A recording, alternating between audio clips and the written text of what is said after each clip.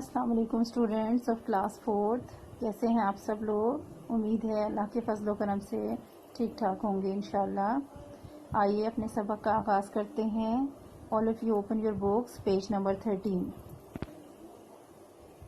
پیارے بچوں، جیسا کہ آپ جانتے ہیں ہم باب دوم کا چیپٹر نمبر 3 اللہ تعالیٰ کی حقوق پڑھ رہے تھے، اور اس سبق میں ہم نے پڑھا تھا کہ اللہ تعالیٰ ہم سب کا رب ہے، ہمیں پیدا کرنے والا ہے۔ اللہ نے ہمیں بے شمار نعمتیں عطا کی ہیں، وہ ہم سب کا خالق ہے، مالک ہے، اور تمام اختیارات اسی کے پاس ہیں، اور اس کی عظمت کی بنا پر اس کے کچھ حقوق ہیں جو ہم پر لازم ہیں، ہمیں ادا کرنے چاہیے۔ اور اللہ تعالیٰ کے حقوق جو ہم نے پڑھے تھے اس میں سب سے پہلا حق یہ تھا کہ ہم اللہ تعالیٰ پر ایمان لائیں اور اس کے ساتھ کسی کو شریک نہ ٹھہرائیں، کسی کو شریک نہ کریں۔ دوسرا حق یہ تھا کہ اللہ نے جو ہدایات احکامات ہمیں دی ہیں اس کو دل سے تسلیم کریں اور اس پر عمل کریں۔ تیسرا حق یہ تھا کہ اللہ کی فرما برداری کریں اور اس سے محبت کریں اور اسی سے ڈریں۔ چوتھا حق یہ تھا کہ اللہ پر بھروسہ رکھیں اور اسی سے مدد مانگیں، اور اگر کوئی دوسرا ہماری مدد کرے تو ہم اس کا شکریہ ادا کریں، لیکن ہم اس پر ایمان رکھیں کہ وہ مدد بھی اللہ ہی کی طرف سے ہے۔ ٹھیک ہے، آج ہم اس سے آگے پڑھیں گے پانچواں حق۔ پانچواں حق یہ ہے کہ ضرورت پڑے تو انسان اللہ تعالیٰ کی راہ میں جان اور مال کی قربانی دے۔ اللہ تعالیٰ کا پانچواں حق یہ ہے کہ اللہ کے دین کی خاطر، اس کی سربلندی کے لیے، اس کو قائم کرنے کے لیے اگر ضرورت پڑے تو ہم اپنا مال، اپنا روپیہ، اپنا پیسہ خرچ کریں، اور اگر اس سے بھی بڑھ کر ضرورت پڑے اور ہمیں کفار سے مقابلہ کرنا پڑے، دشمنوں کے ساتھ جنگ کرنی پڑے، تو اللہ تعالیٰ کی راہ میں نکل کر اپنی جان کی قربانی بھی پیش کریں۔ چھٹا حق یہ ہے کہ اللہ تعالیٰ نے انسانوں کی ہدایت کے لیے جو کتاب قرآن مجید بھیجی ہے، ہم اسے ترجمے کے ساتھ پڑھ کر سمجھیں، اس کی تعلیمات پر خود بھی عمل کریں اور لوگوں کو بھی اللہ تعالیٰ کا پیغام پہنچائیں اور ہر حال میں اس کا شکر ادا کریں۔ اللہ تعالیٰ کا چھٹا حق یہ ہے کہ اللہ نے اپنے بندوں کی رہنمائی کے لیے، ہدایت کے لیے جو کتاب، آخری کتاب نازل فرمائی ہے وہ ہے قرآن مجید، اور ہم پر لازم ہے، ضروری ہے کہ ہم اسے پڑھیں، اور پڑھیں کیسے؟ اس کو ترجمے کے ساتھ، کیونکہ ہم عربی زبان نہیں جانتے۔ اگر ہم پڑھتے ہیں اس کا اجر ہے، ثواب ہے، اس کا ہمیں بہت اجر ملتا ہے، لیکن اس کو اگر سمجھ کے پڑھیں گے تو اس کا ثواب اور زیادہ ہو جائے گا، اور یہ کہ اسے سمجھنا اور اس پر عمل کرنا ہمارے لیے آسان ہو جائے گا۔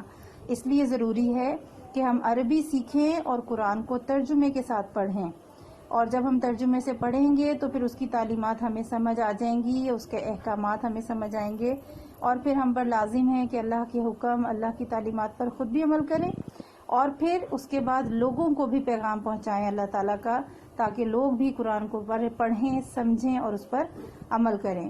اور اس کے ساتھ ساتھ ہمیں ہر حال میں اللہ تعالیٰ کا شکر ادا کرنا چاہیے۔ ہم جیسے بھی رہ رہے ہوں، جس حالت میں بھی ہوں، خوشحال ہیں، روپیہ پیسہ ہے، دولت ہے، تو تب بھی اللہ کا شکر ادا کریں کہ اللہ نے اتنی نعمتیں عطا کی ہیں، اس کا احسان ہے۔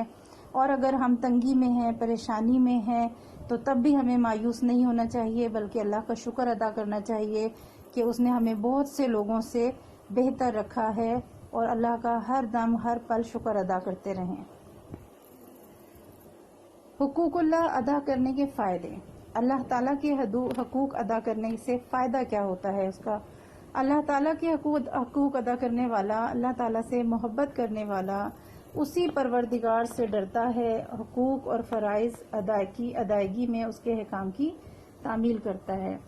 اللہ تعالیٰ کے حقوق ادا کرنے والا اللہ سے محبت کرتا ہے اور اللہ ہی سے ڈرتا ہے، اپنے رب سے ڈرتا ہے، اسے کسی کا خوف نہیں ہوتا، کسی دوسرے سے اسے ڈر نہیں لگتا، اور وہ اللہ کے حقوق کی ادائیگی، فرائض کی ادائیگی کرتا ہے، اور اللہ نے جو حکم دیا ہے اس کو پورا کرتا ہے۔ اللہ تعالیٰ ایسے شخص کی دعائیں قبول کرتا ہے، ایسے شخص کا دل ہمیشہ مطمئن رہتا ہے۔ سب سے بڑا فائدہ اللہ کے حقوق ادا کرنے کا یہ ہے کہ اللہ تعالیٰ اس شخص سے راضی ہوتا ہے، اس شخص سے خوش ہو جاتا ہے، اور وہ شخص جو دعائیں کرتا ہے اللہ تعالیٰ سے، اللہ اس کی دعائیں قبول کرتا ہے۔ اور پھر ایسے جو شخص اللہ کے حقوق ادا کرتا ہے، اس شخص کا دل ہمیشہ مطمئن رہتا ہے، وہ کبھی پریشان نہیں ہوتا، کسی چیز سے ڈرتا نہیں ہے، وہ جس حالت میں بھی ہوتا ہے وہ مطمئن رہتا ہے، کیونکہ وہ اللہ کے احکام کو پورا کرتا ہے، اس کی ہدایات پہ عمل کرتا ہے، تو پھر اسے کسی چیز کا ڈر اور خوف نہیں ہوتا۔ اللہ تعالیٰ کے حقوق ادا کرنے والا دنیا اور آخرت دونوں میں کامیاب ہوتا ہے۔ جو شخص اللہ کے حقوق پوری طرح ادا کرتا ہے، تمام فرائض ادا کرتا ہے، اس کی عبادت کرتا ہے پابندی سے، اور جو حکم اس نے دیا ہے اسے پورا کرتا ہے، تو وہ شخص دنیا میں بھی کامیاب ہوتا ہے اور آخرت میں تو کامیاب ہوتا ہی ہے، کیونکہ جب اس نے دنیا میں اللہ تعالیٰ کے احکامات پہ عمل کیا ہوتا ہے تو اللہ نے اس کے لیے اجر و ثواب کا پہلے ہی حکم دے دیا ہے۔ Is it clear? امید ہے آپ کو لیسن سمجھ آ گیا ہوگا۔ آئیے ایکسرسائز کی طرف چلتے ہیں۔ سوال نمبر 1، اللہ تعالیٰ نے انسان کو کون کون سی نعمتیں عطا کی ہیں؟ بک میں ہم نے پڑھا تھا، پیچھے لیسن میں موجود تھا، لیکن میں نے آپ کے لیے نوٹس بنا لیے ہیں۔ اللہ تعالیٰ نے انسان کو بے شمار نعمتیں عطا کی ہیں۔ اللہ نے اتنی نعمتیں دی ہیں کہ ہم لکھنے بیٹھیں تو سیاہی ختم ہو جائے اور کاغذ ختم ہو جائے اور ہم لکھتے رہیں اور اللہ کی نعمتیں ختم نہ ہوں، لیکن ہم یہاں بہت تفصیل نہیں لکھ سکتے۔ آپ کو شارٹ صرف چھوٹا سا آنسر میں بتا رہی ہوں۔ اللہ نے بے شمار نعمتیں عطا کی ہیں، مثلا دریا، پہاڑ، ہوا، پانی، پھل، سبزیاں اور دنیا میں تمام چیزیں جو موجود ہیں وہ اللہ کی نعمتیں ہی ہیں ہمارے لیے۔ سوال نمبر 2، اللہ تعالیٰ کے کوئی سے 4 حقوق بیان کریں۔ جواب، اللہ تعالیٰ کے 4 حقوق درج ذیل ہیں۔ ابھی ہم نے جو پڑھا ہے بک میں وہ کتنے حقوق تھے؟ وہ تقریباً 6 حقوق لکھے ہیں، لیکن ہم یہاں پر سوال میں 4 پوچھا گیا ہے تو ہم 4 لکھیں گے۔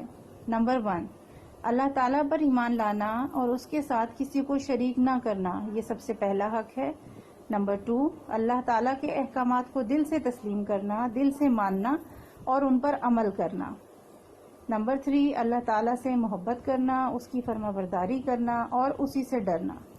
نمبر 4، اللہ تعالیٰ پر بھروسہ رکھنا اور اسی سے مدد مانگنا۔ ٹھیک ہے، آپ نے یہ 2 کوسچنز اپنی کاپی میں اتارنے ہیں۔ آج کے لیے اتنا کافی ہے، انشاءاللہ باقی ایکسرسائز ہم اگلے لیسن میں کمپلیٹ کریں گے۔